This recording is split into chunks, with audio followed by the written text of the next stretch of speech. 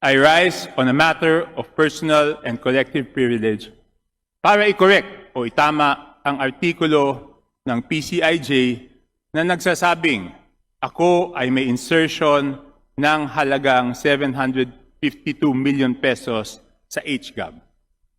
For the record, Madam Speaker, dear colleagues, wala pong katotohanan na ako ay may insertion. Hindi ko magagawa na mag-insert dahil hindi nga ako miyembro ng Committee on Appropriations, kaya't imposible po ang sinasabi nila. I expected more fact-checking from an organization like PCIJ. Kung nag-check lang sila ng mabuti ng NEP restored, malalaman nila na hindi ito insertion. Kung pinag-aralan din nila ito ng mabuti, dapat alam nila na hindi tamang ikumpara ang revised NEP na sinubmit ni Sec. Vince Dizon sa HGAB. Dahil bagong pasok pa lang si Sec. Vince noon. Kaya't may mga revised NEP na mas mababa sa NEP restored at ganoon nga yung nangyari sa akin at meron din namang revised NEP na mas mataas pa sa NEP restored. Ang dapat na comparison ay NEP restored kumpara sa halaga ng HGAB. Dahil doon nila makikita kung meron na dagdag o nabawas na pondo sa isang distrito. Ang distrito po ng Navotas ay dapat na may NEP restored na 1.410 billion. Yan ang NEP restored magmula sa HGAB ng 2023, 2024 at 2025. So yan din po dapat ang HGAB, yan din po dapat ang NEP restored para sa 2026. Alam po natin, ang NEP restored ang minimum budget bawat taon para sa bawat distrito. Ang ibig sabihin nito ay ang taon-taong budget sa bawat distrito ay ideally hindi dapat bababa sa halagang NEP restored para sa distritong yon. Nung nagsumiti po ang tanggapan ni Sec. Vince Dizon sa kanyang revised NEP, ang lumabas lang po sa distrito ng Navotas ay 362 million pesos. Ibig sabihin po, kulang po ng 1 billion 48 million pesos. Kung ikukumpara sa dapat na budget na 1 billion 410 million. Kaya siyempre, bilang kinatawan ng mga kababayan ko sa Navotas, nung pumunta po si Sec. Vince Dizon dito sa House of Representatives, ito po ay binanggit ko sa kanya. Kaya out of the 1 billion 48 million na kulang, ang naibalik lang po ay 748 million. So ibig sabihin po, kulang pa din ng 296 million. At tulad ng sabi ko dati, ay may dalawang proyekto na tig 3 million na may total na 6 million na naipasok sa distrito ko na hindi ko alam kung saan galing. Pero maliwanag na ang 748 million ay hindi po insertion, hindi din po yun dagdag. Yun ay halaga na binalik lang sa distrito ng Navotas dahil yun ay nararapat para sa amin distrito.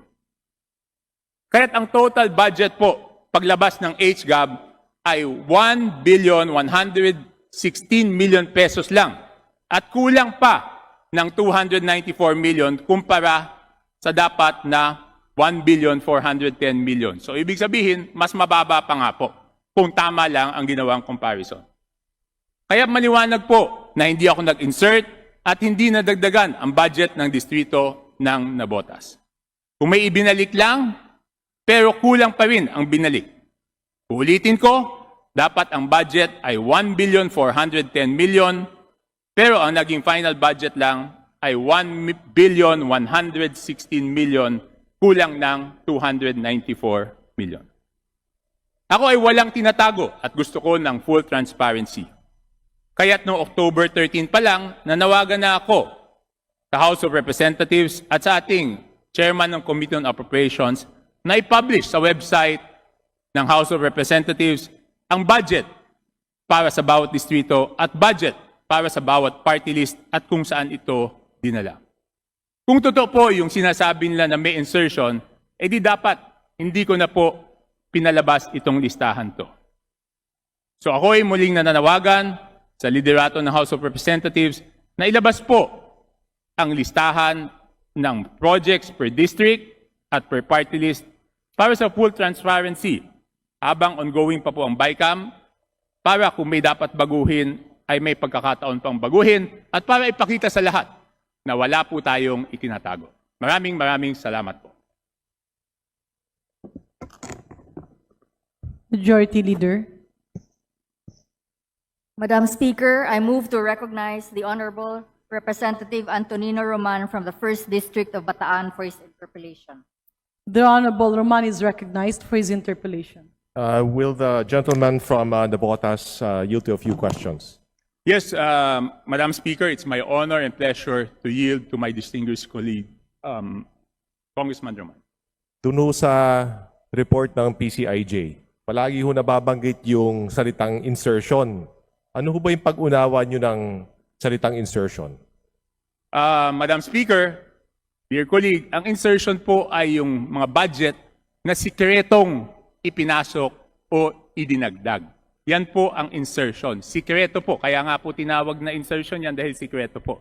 Dahil ito po ay amyenda na sikreto, Madam Speaker. Kapag pa yung isang pondo o karagdagang pondo ay dumaan sa second reading at dumaan sa third reading at naging bahagi ng House General Appropriations Bill, yan ba ay matatawag na insertion? Hindi po yan insertion, Madam Speaker, dear colleague. Dahil natural lang po sa ating lahat ng mga mambabatas at district representatives, natural lang po na lahat tayo ay gusto ng mas maraming proyekto para sa ating lugar. So natural lang po na tayo ay hihingi ng karagdagang pondo sa ating lugar. At kung ito po ay pinagbigyan, hindi po yan insertion. And to give a brief history, kaya lang naman po sinasabing may insertions noong mga nakaraan ay dahil dito po sa House ay may small committee. Diba?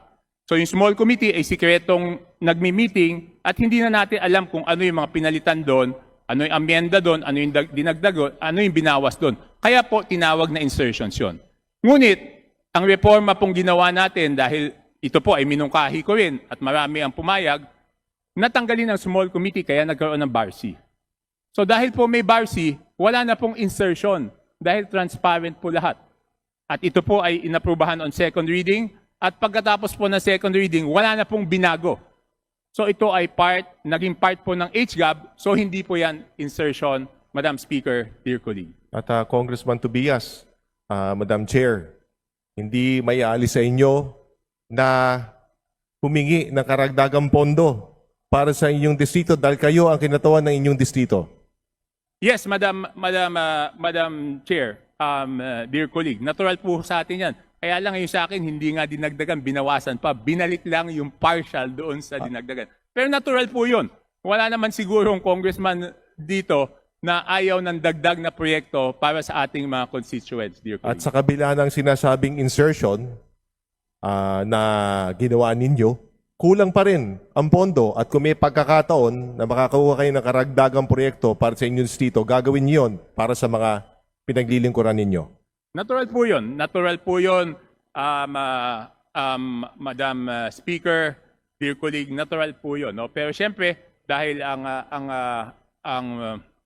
HGAB ay nalipat na ngayon at nasa BICAM na po, ako, practical enough ako, na ma-realize na sa ngayon, wala na pong dagdag na pondo para doon sa ating distrito.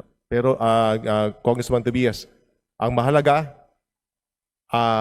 ang pondo na nilaan para sa inyong distrito ay dumaan sa tamang proseso at kung saan may pagkakataon ang taong bayan na makita ang prosesong pinagdaanan nito. Yes, Madam Speaker, dear colleague, kaya nga natin tinanggal yung small committee dahil dati yung small committee ay hindi po transparent. At 4 na tao na lang ang nag-uusap para amyendahan yung budget. Kaya po nagkakaroon ng insertion on. Since wala na pong small committee ngayon at transparent po lahat, wala po silang masasabing insertion at ito po ay prosesong nagdaan sa tamang proseso. I have nothing further, Madam Speaker. Maraming salamat po. Maraming salamat po, dear colleague.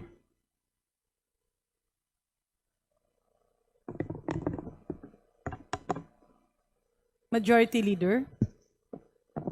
Madam Speaker, I move to recognize the Honorable Representative Edgardo Ericer from the 2nd District, Caloocan, for his interpellation. The Honorable Erice is recognized for his interpellation. Thank you, Madam Speaker. Kokorek ko lang po, Edgar lang, hindi Edgardo. Salamat po. Anyway, may I respectfully ask some questions to our colleague from the Botas? Yes, Madam Speaker, it is my pleasure and honor to answer the questions of our honorable colleague, Congressman Egay Erice. Gusto ko lang pong linawin na yung pong insertions na pinalabas ng PCIJ ay actually hindi po insertion. Ito po ay amendment sa NEP. Tama po ba yan? Sa National Expenditures Program, nagkaroon po tayo ng deliberations sa committee, then pagkatapos po nun, ay nagkaroon tayo ng amendments. So ito pong pagtataas ng inyong pondo from 700 to... From ang restored net po ng nabotas ay 1.410 billion. Doon po sa revised net naging 362. So nagbalik lang po sila ng 784 million. Kulang pa rin doon sa kakulangan na dapat nilang ibalik. Sino po ang nagbawas dun sa revised NEP?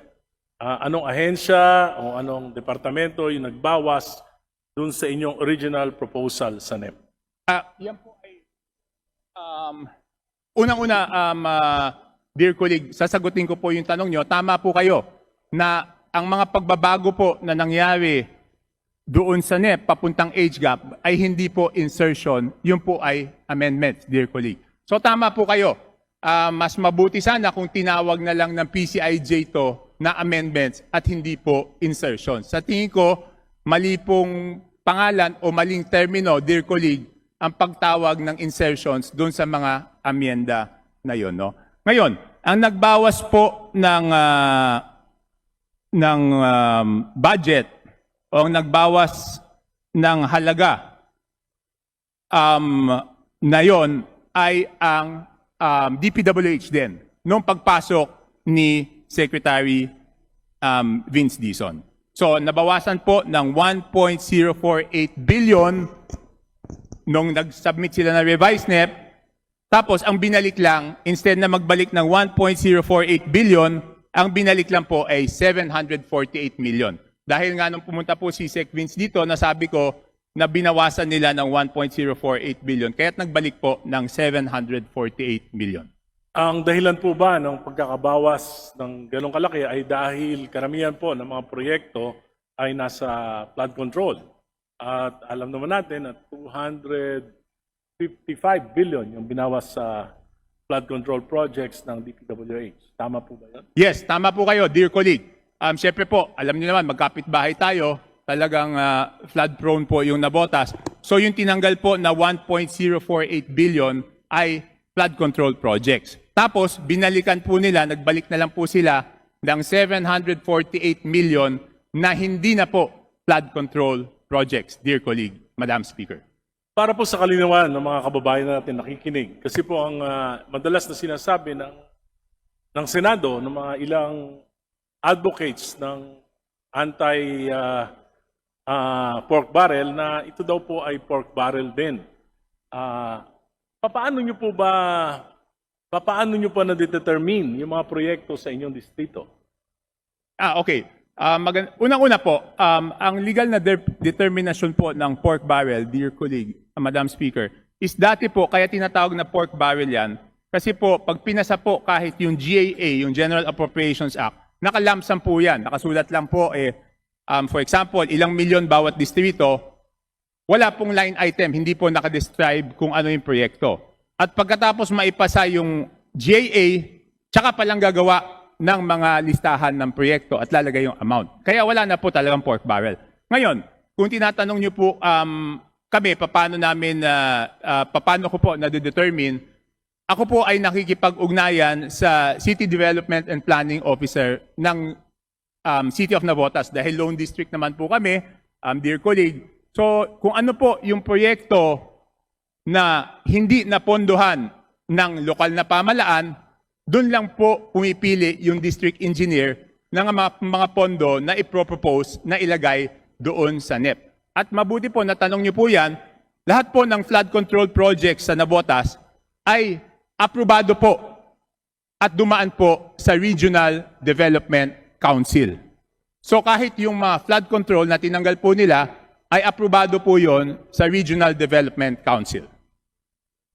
Ang ibig niyo pong sabihin, maging yung na-restore ng mga proyekto na from 700 billion to 1.1 billion ngayon, ay dumaan din ang lahat ng proyekto na ito sa Regional Development Council. Ay, hindi ko po masigurado dahil ito po ay mga buildings, hindi ko na po na-check kung ito po ay dumaan sa Regional Development Council, pero sigurado ko po ito ay priority projects ng City of Navotas na hindi po nila mapondohan.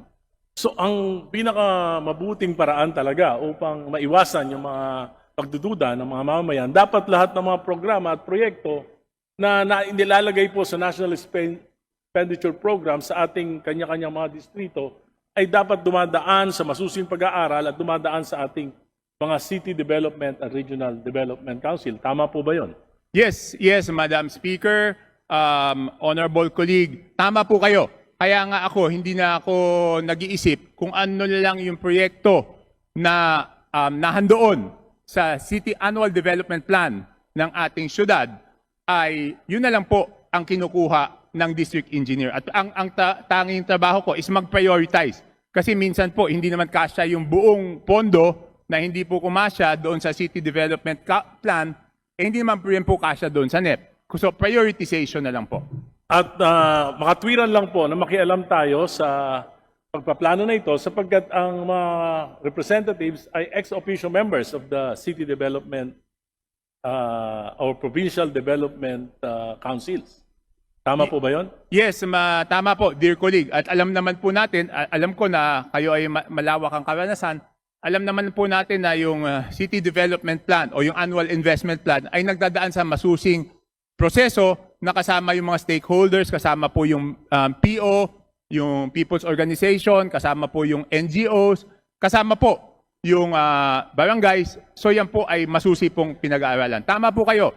Dapat po doon po nagdadaan yon para talagang nanggaling sa ating mga kababayan yung mga proyektong ilalagay natin. At mahalaga din po na nakikialam talaga tayo sa formulation at sa planning process ng mga proyektong ito sapagkat tayo po ay direktang sinasangguni ng ating mga constituents. Tama po?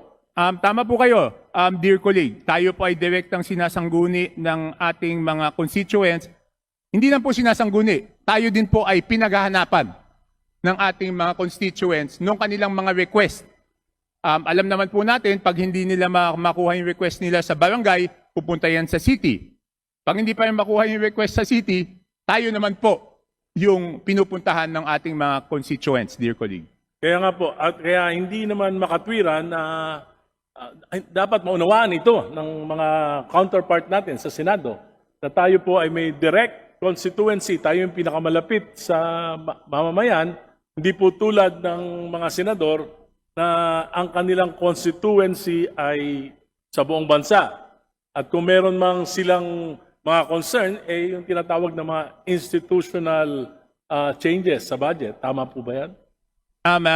Yes po, dear colleague. Ang nangyayari po, yung ating mga kababayan doon sa distrito, pag may pangangailangan, hindi naman sila pumupunta doon sa ehensya o departamento na kung saan sila ay may kinakailangan. Iniisip nila na tayo ang parang conduit nila sa mga departamentong yon, dear colleague. Hindi lang po yan sa DPWH, kahit ano pong departamento ng national government, pag may kailangan po yung ating mga constituents, tayo po ang pinupuntahan. At mga tuwiran lang na dapat yung mga amendments doon sa mga local projects, dapat po yan hindi masyadong pinakikialaman ng Senado. Tama po ba? Hindi naman po siguro dapat hindi pakialaman. Siguro dapat din nilang tingnan, pero dapat po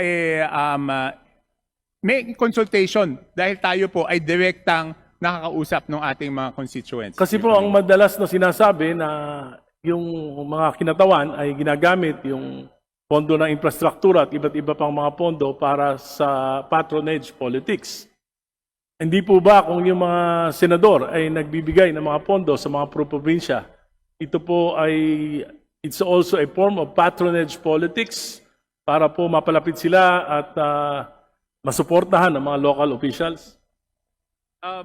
Mr. Speaker, dear colleague, alam nyo, pag tayo po ay in-evaluate ng tao kung ayos po yung performance, kasama rin po doon yung mga hiling nila na dapat nating tugunan. No? Hindi lang pagdating sa infrastruktura, kung hindi pa rin pati sa serbisyo. Ang sinasabi ko nga, pag nakita nilang national government agency ang kailangan nila, ang unang pupuntahan nila is hindi yung ahensya. Ang unang pupuntahan po nila is yung district office po natin, dear colleague. Ano po ba ang batayan sa pag-allocate ng pondo sa bawat distrito pang infrastruktura? Meron po bang mga parameters, may batayan, for example, population, land area, yung pangangailangan ng bayan dahil mahirap yung bayan, kaya kinakailangan mas malaki ang pondo. Meron po bang ganyang batayan sa pag-allocate ng mga infrastructure programs? Mr. Speaker, dear colleague, kung meron pong tinatawag na NEP restored, nung ako po'y bumalik dito noong 19th Congress, noong year 2022, meron na po kaagad na NEP restored, no? Kaya lang kung paano kinocompute ng DPWH yung NEP restored, hindi ko po alam. Basta ang sinabi po, ang NEP restored ng distrito na Nabotas ay 1.410 billion. At kung tama po ang aking computation, ang average NEP restored, ang average, pag in-average nyo po, tinotal nyo po lahat ng NEP restored ng 253 districts at dinivide by 253, ang average po is about 1.56 billion. Kung tama po ang aking computation. Yan po ay base po sa records na hawak po. Ibig po mong sabihin, paano, how do we come up with that figure? Ano po yung particular basis ng DPWH to determine the NEP allocation of a particular district? For example po, para very specific yung ating usapan, ang allocation nyo po ngayon ay 1.1 billion. Tama po ba? 1.410 billion po. Di hamak na mas malaki po yung distrito nyo sa akin. Ako po ay 585 million. Ano kaya ang formula doon? Bakit mas Toby Chanko lang ang pangalan dahil Irisa lang to? Yun lang po ba ang batayan? Dear colleague, ang ibig niyo po sabihin, ang NEP restored nyo ay 500 million? 585 million. Hindi ko po alam talaga kung anong batayan ng... So walang nakakaalam sa ating mga, for example, bakit ang isang distrito 3 billion, meron pang inaabot ng 8 billion, meron pang sa 3 taon nakakarating ng 50 billion, tapos yung pinakamahihirap na probinsya, ayun po ang maliit ang allocation. Baka dito po nagkakaroon ng, kaya po unequal yung distribution ng resources ng bayan, kaya dito po siguro nagkakaroon ng mga reklamo ang ating mga mamamayan. Maari po, dahil kung ano man yung formula, syempre alam naman natin, ang problema dyan is laging kulang yung pondo, no? Pero honestly, hindi ko po alam kung ano po ang formula na ginagamit ng DPWH. Ang sabi lang po nila nung ako ay nagtanong, sabi nila, yan pong NEP restored ay base po sa formula. Ito pong 2026 national, ito pong budget na aprobahan natin. Masasabi niyo po, in all honesty, na equitable ang distribution ng mga infrastructure projects ayon sa population, sa land area, at sa pangangailangan ng bawat distrito ng ating bansa. Masasabi niyo bang equitable ito o may iba pong batayan na hindi natin alam? Mr. Speaker, dear colleague, napakaganda ng tanong nyo. Kaya sana tulungan nyo po ako sa advokasya na ipakita po natin kung magkano yung budget bawat distrito. Dahil hindi ko po masasagot yan, dahil hindi ko naman po alam kung magkano yung budget ng ibang mga distrito. No? So whether equitable po ang distribution ay o hindi natin malalaman dahil hindi ko alam kung ano po yung budget para sa distrito nyo, dear colleague. So mas maganda kung talagang yung panawagan natin na ilathala ang budget sa lahat ng distrito at sa lahat ng party list kung saan napunta yan, mas matitingnan po natin at mas makakapagbigay po tayo, hindi lang ako, tayong lahat ng opinion kung yan po ay equitably distributed o hindi? Moving forward, Madam Speaker, siguro po mas maganda for the 2027 budget upang hindi magkaroon ng kontrobersiya, dapat po talaga siguro equitable ang distribution ng mga proyekto, lalo na pang infrastruktura. Natatandaan ko po, ito po ay panlimang kongreso na nasalihan ko. Tatandaan ko po, noong 2001, actually noon equal ang distribution.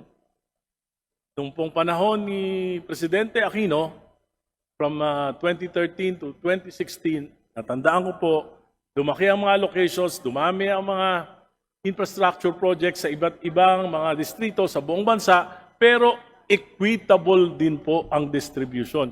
May parameters na ginagamit, kung sino yung pinakamahirap, kung sino yung pinakamalaking populasyon, kung sino may pinakamalaking problema, yun ang nakakatanggap. At yun naman pong mga ordinaryo na walang gano'n namang walang hamon ng mga suliranin, ay halos equal o equitable din yung distribution.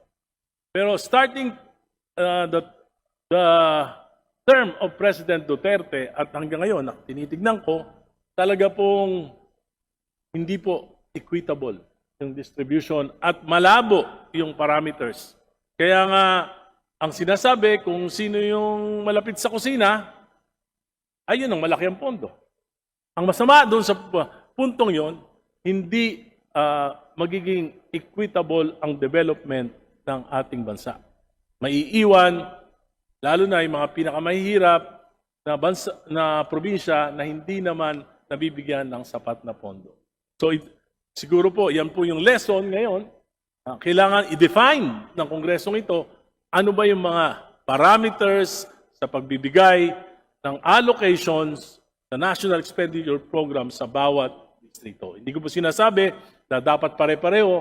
Ang sinasabi ko po, dapat may parameters at equitable ang distrito. Salamat po. Yes,